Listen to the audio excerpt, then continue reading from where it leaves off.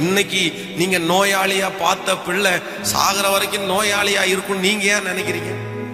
இல்ல உங்களுக்கு வந்திருக்கிற வியாதி அவனுக்கு வரும்னு நீங்க ஏன் நினைக்கிறீங்க? அப்படியெல்லாம் இல்லை, அப்படியெல்லாம் இல்லை. அவங்களுக்கு நல்ல ஃபியூச்சரை கர்த்தர் வச்சிருக்கிறார். இன்னைக்கு உங்களுக்கு இருக்கிறது சாகிற வரைக்கும் உங்களுக்கு தொடரணும்னு நீங்க ஏன் நினைக்கணும்? அப்படியெல்லாம் இல்லை.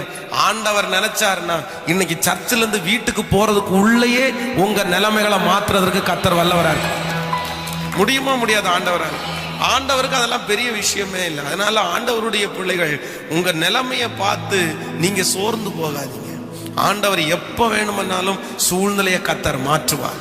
எனக்கு இன்னைக்கு இப்படிப்பட்ட சூழ்நிலை இருக்கு, நான் என்ன எதிர்காலம், இப்படியே போன என் வாழ்க்கை என்ன, அப்படியெல்லாம் இல்லை. ஆண்டவருக்கு மட்டும் பிரியமா வாழுங்க, ஆண்டவரோட நெருக்கமா வாழுங்க, ஆண்டவரை சார்ந்து கொள்ளுங்க. சோதனைன்றது விசுவாச பரீட்சை உங்களுக்கு வரும். கர்த்தர் விசுவாச பரீட்சை